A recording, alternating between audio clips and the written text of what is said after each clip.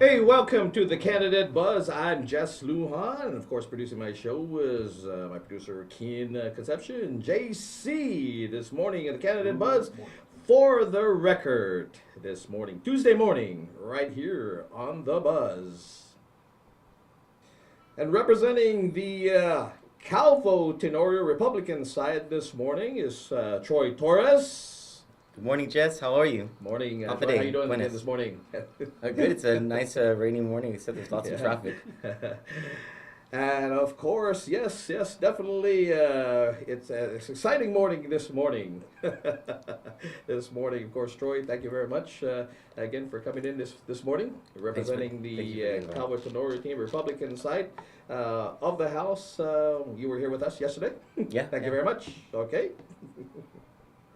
And of course, from the Democratic side, former Senator Francis Santos, representing the Gutierrez Gumal Tautau. Buenas, Jess. Good morning. And of course, this morning's topic of conversation is education.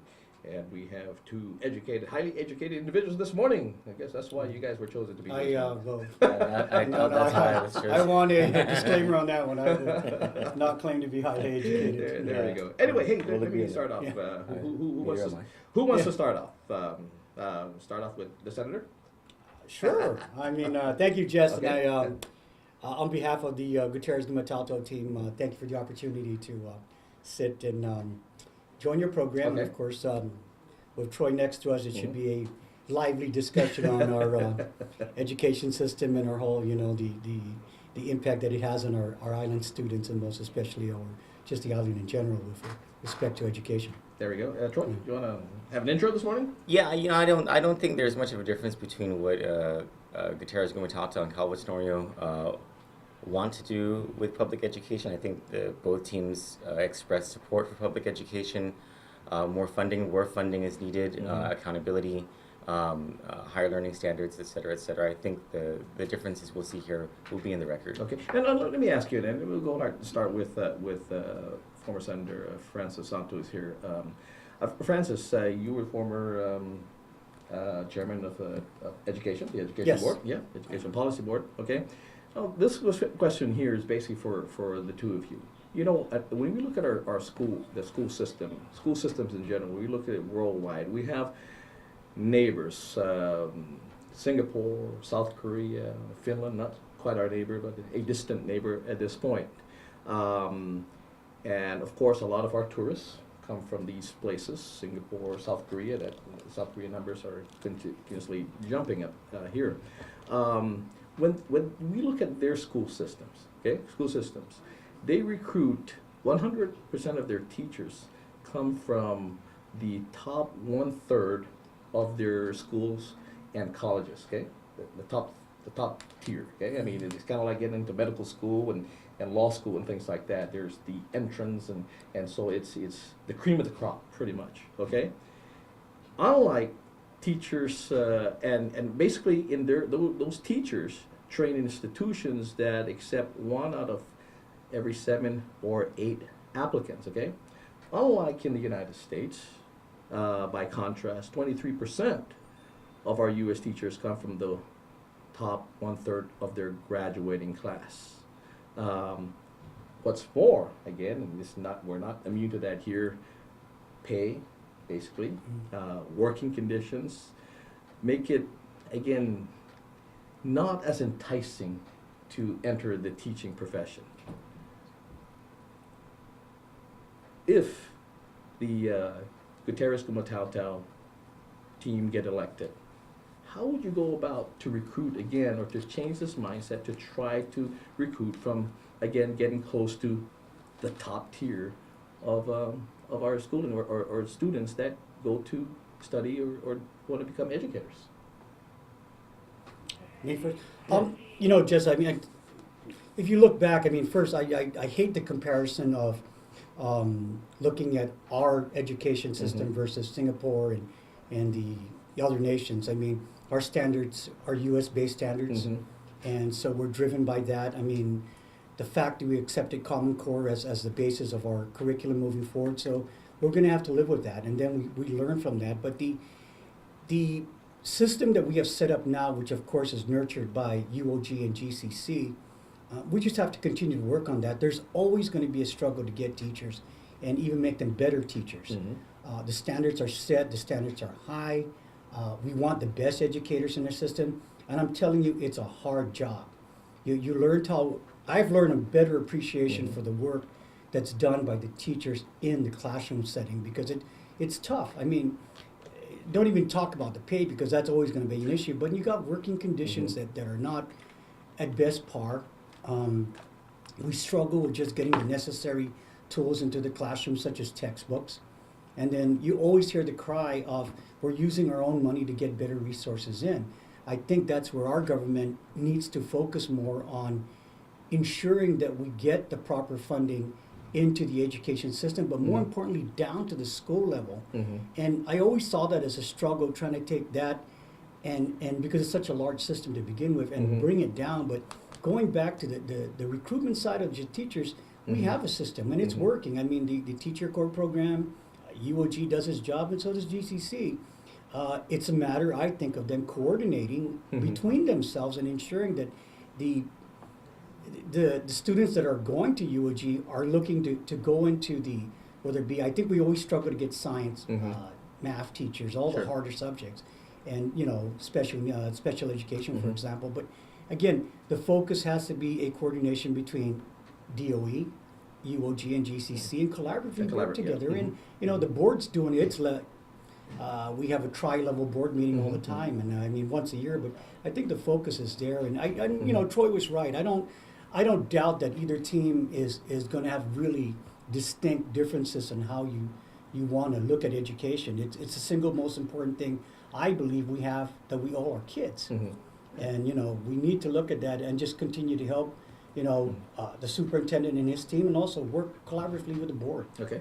Troy, you got 2 minutes, actually. Yeah, and we shouldn't sell our teachers short, because what's happening in the school system right now is just amazing. Francis mentioned the implementation, full implementation of the Common Core state standards, basically higher learning standards that the Board of Education adopted after the governor in his State of the Island address in 2011 made the call for this adoption, this shift, and the curriculum's aligning. And over the past couple of years, you've seen the department, the teachers themselves, coming to the table to implement the Common Mhm, Core.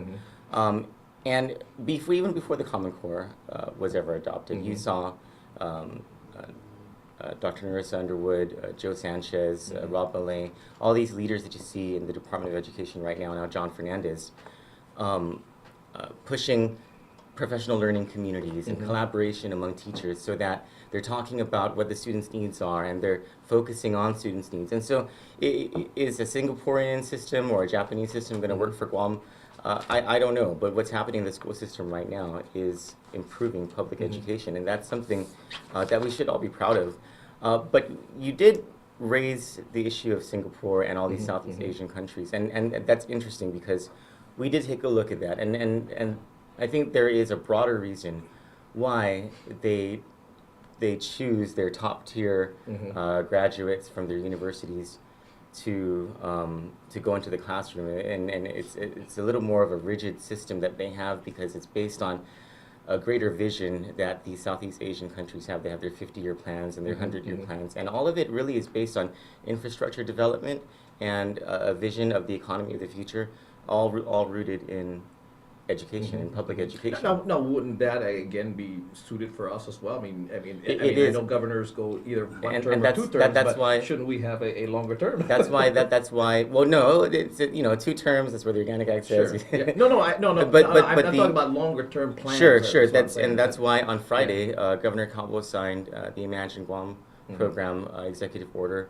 creating the program and having it facilitated over at GITA. It's the same sort of Okay. thing. It's the creation of a 50-year plan that's rooted in education. And gentlemen, and the reason why I ask this, okay, because our pool of tourists basically come from places like this, of course, and we heard from, actually, we know right now, of course, that the governor goes off a lot to Asia to try to entice businesses to come here. Likewise, former Governor Gutierrez said, hey, should they win, he's off, he's out of here. He wants to try to bring businesses here. And in saying that, okay, in saying that, when you look at to bring in maybe Asia companies here to the island, one of the things they're looking at, of course, whatever tax holidays they're going to get, and whatever it may be they can do, but also the pool of employees that they're Yeah, I going to get. mean, let's make no mistake, Jess. The talent pool is very limited for, I don't want to use the word specialized jobs, but I think at the very root level of it, it's the basic needs that you just need. You just need better help out there. I mean, in the private employer side, you always struggle with the fact that you need help. I mean, at the lower level end, you need these younger kids, I call them, to understand how to even fill out an application properly, present yourself, and present a resume that's put forward very well. And they're struggling with that. I mean, during my tenure on the board, one of the things I struggled with was you have approximately, 1,500 seniors graduating every year, and what have we really done for them? I mean, are they prepared to come out into the workforce that we have, that, with the necessary skills, and at the basic level, can you properly fill out an application? I think our programs, coming from private education, our focus is a little bit different on college preparatory, but not everybody goes through that, and I think that's the public schools' bigger challenge, as to how do we embrace our seniors to be able to get out into that workforce, because it's no longer the same world. Sure. I mean, sure. technology is driving this. Jobs that are you got to have some skills in at least knowing how to use a phone. You're looking at your iPad right there, and on all those need to be the focus, I think, on the educational side. I'm sure that Governor Gutierrez, I hope we're going to recognize that has to be a focus moving forward, because without the Sure. proper workforce, we're going to be very limited, and these companies are going to say, do I have the workforce? And I saw in the newspaper the other day, they're good, the U.S. government's back to its ways of limiting the number of visa workers we're going to get. Sure. And what are we going to do? Yeah. Yeah. Sure. Yeah. Francis is absolutely right. I mean, this is the single most important issue that Governor Calvo and Lieutenant Governor are pursuing, is education. Education solves everything in the long run. And it should come as no surprise that we would want to align whatever is happening in the classroom with what those kids are going to do when they leave the classroom. And hopefully, and then they should leave the classroom with a high school diploma. That high school diploma should mean that they are prepared to go to Guam Community College or the University of Guam, or enter the military, or start their own business right after they graduate, because they're competent and they understand the real world of work, and they're ready for it, so that they can contribute, because we can't see public school students as just falling off the face of the earth once they leave the school system. They have to go somewhere. They're going into our community, and they're going to come into our community either having jobs or getting some sort of inheritance, so that they never have to work, or if they don't work and they don't have money and they can't support themselves, more likely than not, they're going to end up in prison. And you've seen that over the years, and I suppose this is a point of departure in the record, is what really gets us is when we look at the rise in poverty and the rise in criminal activity just over the years. You see how if we had done this, if we had aligned our what we're doing in the classroom to what we need in the workforce, and we saw our workforce as the driver, the leader of industrial and economic development, then 20 years ago, if we had done this 20 years ago, we would not be in a situation today where we're dealing with such poverty. Francis, you alluded to this fact as well, that I think it was just last week, where they said, they're going to limit the amount of our H2 workers coming over here, and of course that has to do with immigration, the big national immigration issue that's happening, and see, now that's applicable to us. Right. The Obamacare is not applicable to us, except some provisions, right? Okay, voting for the presidency, they come out and say, well, no, that's not applicable to you guys. You're second class citizens. So here's a classic example of the pick and choose when it's applicable to us. When we are at the disadvantage, it's applicable to us. Okay, that being said, when we're reading all these things that are going on, things that are happening in U.S. government, federal government right now, they decided they're going to go fight terrorism, and the ISIS in particular. At this point, it's going to take a lot of money. I mean, it looks like nobody wants to admit it, but they're probably going to have boots on the ground. Okay. That being said, that's That's a whole lot of money that's going to go into that. It's going to be a lot of money. How is that going to affect us? Is this sequestration going to happen to us again? And the reason why I'm saying that is at some point, if the federal government cannot afford all of its activities, it's outsourced a lot of things already. At some point, again, they're probably going to look at it as, well, you know what? At one point, we weren't separate in our schooling system. We might have to integrate. Is the Gutierrez School Matauta, are they prepared? Are they willing to reintegrate with DOE schools? I know that DOE or DODEA segregated under again the Gutierrez administration at that time. They segregated because they said the quality of education wasn't quite there for their students. But at some point, when I'm seeing it, I'm feeling it already, that something's going to give. And on the federal government side, the military side, that's probably going to be one of the first things that's going to go, because that's not their mission, basically. Your thoughts on that, and the Gutierrez Gubernatorial thoughts again of the reintegration of DODEA back into DOE. We'll switch. You go first. Okay. No, I'm not. Yeah. The first thing we'll say is that the Department of Education has become a much better system, and public education is improving. So if there was any indication we could give to our military partners that, hey, you know what, we understand that you left at a time when you could not trust the government of Guam to do what it said it did. You couldn't trust the government of Guam to account for the funds that the federal government was giving. You couldn't trust the government of Guam to get its act together, and for the legislature and the governor at that time to get along, and for the Board of Education at that time to get along with everybody else. And so all of that's changed now. There's a new direction, every pun intended. There's a new direction that is happening, and things are getting better in the Department of Education of public schools, and you can count on your students who are military dependents to get a good education. I suppose that would be step one, because we should not have a segregated school system. It just shouldn't be like that. I don't know this for a fact because I haven't researched it myself, but I was told that Guam has one of just a handful of DODEA schools outside of foreign country, or within the United States. So basically, in a nutshell, I mean, would the Gubernatorial administration welcome the reintegration of that, and are we ready, or what are we doing to ready that, should that happen? Because that might happen at any point. You know, we would welcome it. There'd probably be an issue with preparation, making sure that we have the capacity. I mean, if the students were going to go to Southern High School, you know, that's right now under capacity, and that's something, because that's at Naval Base Guam. But the Anderson Air Force base students, you know, that would be an issue going to Simon Sanchez or JFK or Okuto High School, where it's already at capacity. Senator? I mean, I make no mistake, the integration, if it does happen, whether you said it right, if it's not by choice, then so be it. I was there when that occurred as a senator, when or, you know, the fact that it did happen, and we have to learn from the sins of our past. Sure. And make no mistake, if that's going to happen, I think the system is totally different now. The fact that you have a hybrid board, if you want to call it that, or elected school board, and you have a very competent and well-qualified superintendent and the team. So that part of it has changed. We've tried to take the politics out of education in one form or another, and the model that we have now is working. I feel it's working. Integration, if it happens, that's great. How do we accommodate these approximately, I think, couple thousand students?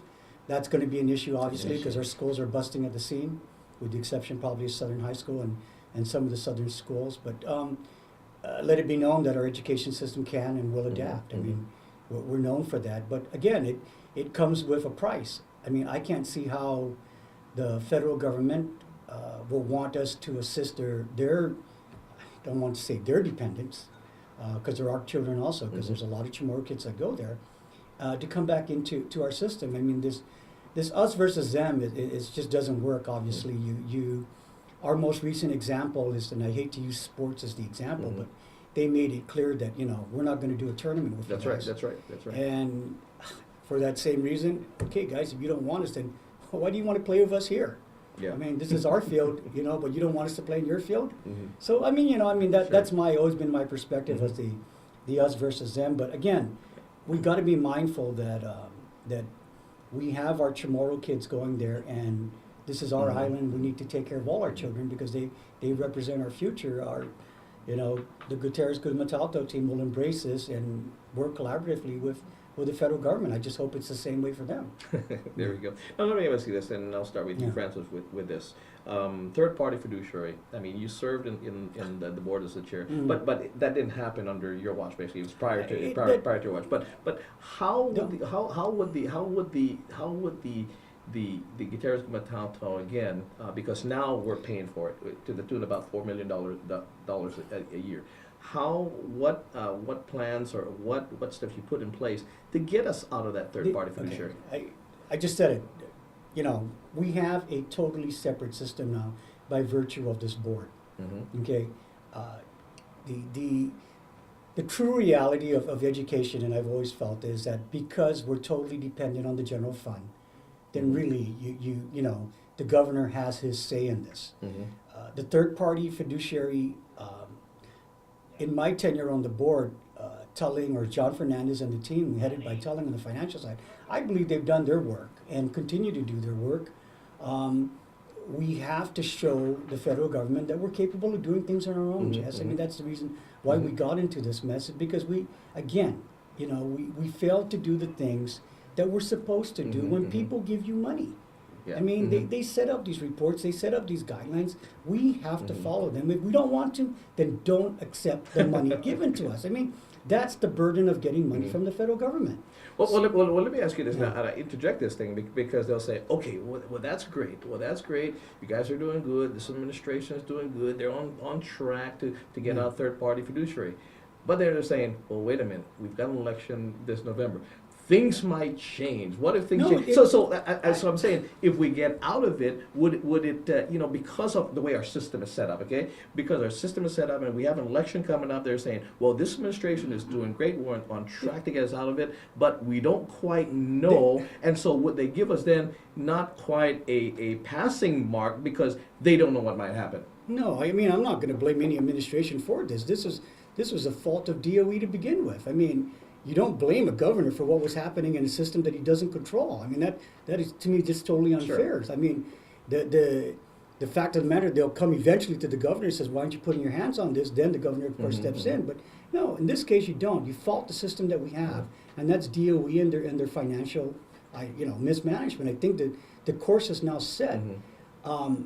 What has happened over the past, at least in my last discussions with Tulling and her team, is that they've been able to, wean it down. Mhm, mhm. I mean, the demonstration has to come from us, Jess, meaning Yeah. DOE, Mhm, mhm. saying we're meeting the necessary guidelines and benchmarks Mhm, mhm. that the federal government wants to accept. Hey, if I was the manager at the federal government saying I'm giving you millions and millions of dollars and you can't properly report, hey, I mean, it's pretty Yeah. simple. Don't. I mean, so give John Fernandez and his team the flexibility and ability to do this. Stop faulting what, we made mistakes. Let's admit Mhm. that, but just move forward. Okay, Troy? I think, if I'm not mistaken, there are, and Francis, maybe Yeah. you know this better, there are capacity issues Mhm. with, Beyond. whenever we say we need Well, to give resources Go into back the to classroom. competencies. it- That's the issue too. I mean, never mind capacity. I think it's competencies. When we say we need to move resources into the classroom, many times that comes at the sacrifice of other areas like procurement and Yeah. Mhm, purchasing and all these and the people who do the reports, all these places where someone retires and you can't fill the position, and that person was the one who did the first quarter report for the consolidated grants. Mhm. And so you get into these situations where maybe there's no corruption in the system over at DOE, but there certainly is a lack of capacity, and people who did things at one point in time that the federal government was satisfied with, they're not there anymore. And Mhm. so perhaps this is an issue of working with John Fernandez to get DOE that capacity, and probably to whether the criticism that would most likely come from certain newspapers about filling those positions or outsourcing them, et cetera, et cetera.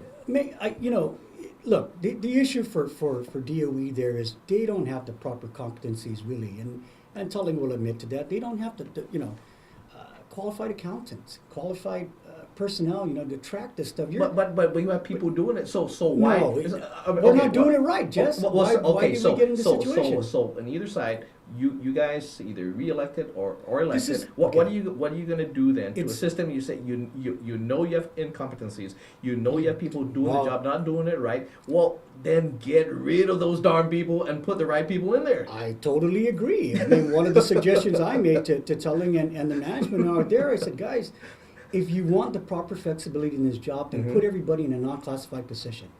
Because the work still has to get done. It doesn't remove the fact that reporting is required. Yeah. Like Troy said, and consolidated grants is huge. Yeah. I mean, that's multi-millions, $43 million. millions of dollars. And, I don't think that the general public knows this, Troy, but that also goes out to our private schools. Why is it that they do the reporting and our public schools don't? I mean... And so we know the problem. How are we going to fix it? They know the fix. Then why aren't we fixing it? I think the issue really with what I see in the management, just is the system itself doesn't allow for quick fix. Okay, and that's our fault. Meaning, you have a problem with a person, yet the system protects that person as opposed to saying, you're not doing your job, we're done with you. Okay, I come from the private school. I mean, the private employer side. We don't deal with those kind of issues. You're not doing your job. You're not performing. You serve at the pleasure of the employer, and you're gone. Okay. Our government system doesn't allow us to do that, Jesse. I mean, it makes it too cumbersome. So you're struggling with trying to fix that problem. Meanwhile, you still have the problem. So we're talking civil my service. Solution. No, yeah. I mean, come on. Civil service that's revamp. our own fault. No, that's not the issue. I mean, the issue is, if we're going to fix getting out of this multi-million-dollar watchdog that we want to call him, okay. My view, and I see it is you got to get the people in there that need to do the job. And I've asked Tulling and John, I said, do you want us to approach the legislature to give you unclassified positions? Because you're not going to attract a qualified accountant for $40,000. Come on, let's get real, I said, you want to get the job done. We know, Jess, I mean, sometimes you don't want to admit it, but we know what needs to be done. Okay? I mean, I do not believe that we want to perpetuate a multi-million-dollar somebody watching it over us. I mean, that's to me totally wrong. Okay, so what needs to be done. With the Gutierrez Comitato, do what needs to be done. I don't see why not. I mean, again, but no, for me, it's not. You have to help John Fernandez. It's not John, it's not a governor's problem, my friend. Well, let's get real. That contract is not. It's a cohesive thing. I mean, we got to give him the tools, but he needs to ask for it as well, right? That is where the Board of Education comes into play. He needs to ask for it. It has its own layer, but I mean, I'm personally, leave the board to do its job. If that's another elected issue, but you look to them and say, look, can you fix this problem? And just as an example, the ARA issue, we were almost going to lose the funds to the Times issue. It took everyone coming to the table. The governor said, hey, everybody, come to the table, bring all of your documents. We're going to figure out what was going on. And it was confusing at first because everybody seemed like they weren't talking to each other. And when we asked what the problem was, nobody could give us the solid... Seems to be a constant problem. but when we were at the table, we were able to figure it out. And then the governor was able to go and ask Arnie Duncan for the extension and say, look, we have these procurement issues, and the law says this, and what can we do when companies protest it? There are lots of things that are outside the control. When laws say that people outside the government can do things. Hey, just real quick, because we only got a couple minutes, but just real quick answers to this. I don't know if there's a quick answer to this or not. Common Core was implemented. You I guess helped. It's being implemented now as we speak. Let me ask you this: a new president in a couple of years is going to be elected. If he decides something else, if he says, "Hey, this is uncommon core is going to be a curriculum," that I know different states have I think 40 different states have chimed onto this and all that. Some of them are really adamant about not doing it or not. But if you have a new administration, as talking president, has a new way to educate people and things like that. One of the confusions we have is we had direct instruction, now you have Common Core and all that. So what is going to keep us, again, from, say, the next administration, being, again, the United States, have something else, and there's more funding to that, because we tend to gravitate to programs that have a lot of funding, and right now Common Core has a lot of funding. So if this other program that this other president wants to make a mark of himself has a lot of funding, we may gravitate to that as well. So Well, direct instruction's curriculum in the Common Core Sure, is a sure. set of standards, Yeah, and if okay. the next president wants to increase the standards and make the standards higher, then we can talk. But Mhm. if the next president wants to lower our standards so that Guam is not competitive with the That's rest of the spot on. nation and the world, then that's a problem. Then, It's gonna be then wrong. we're going to say, sorry, Mr. President. But the president doesn't have, the federal government doesn't have constitutional Yeah. authority to No, federalize education. They can hold dollars over us, but and at the end of the day, Guam is responsible for Guam's education system. yeah. Yeah, and Troy hit that right. I mean, I think the issue for us here in Guam is we've grown dependent on this Mhm. money. Can we, say no at some point in time? The Common Core actually, if you look at what it's supposed to do, is not bad. I think what our issue is how do we, meaning we, the educational system, properly assess this? Mhm. I mean, we don't have the same type of, when you look at the test itself, it's not talking about stuff that really relates Mhm. to Guam. And I think that's why it's important, and Joe Sanchez is working that, align the assessments and the testing Mhm. to what it is for Mhm. Guam. I mean, that has always been, I think, our issue. Why is SAT 10 the standard? The SAT 10 is the standard because it's the only thing we know how to do and Yep. use. Mhm. And again, there's Sad. money tied to it. But it's not fair to Troy and me to take a test that really doesn't relate to Guam. So I think for the Gutierrez side is saying, look, put everything on the table, right? And let's move forward. The education system is always going to have its challenges. It Mhm, has to. mhm. It's the largest department in our government, which takes the most amount of money. But at least what we were going to see from the Gutierrez Gumatalta side is that the money that DOE needs will be given to them Okay. so they can properly set and complete their mission. If there can be one answer to this, and I just get to higher education at this point, just real quick. Past 4 years, the Calvert-Tenorio administration have been able to keep, tuition prices as is, and haven't not contributed to raising the tuition fees at UOG. With the next 4 years, again, entail the fact that tuition fees will be kept down and not see an increase. We want to give credit where credit's due. That movement to keep tuition prices down was led by the students at UOG Mhm. and Dr. Underwood. And it was heard by the legislature and it was heard by the governor. And so, that's an island-wide thing that was, Okay. let's keep tuition Yeah. low. And so I think the solutions moving forward are, if we can sustain that financially, that's fine.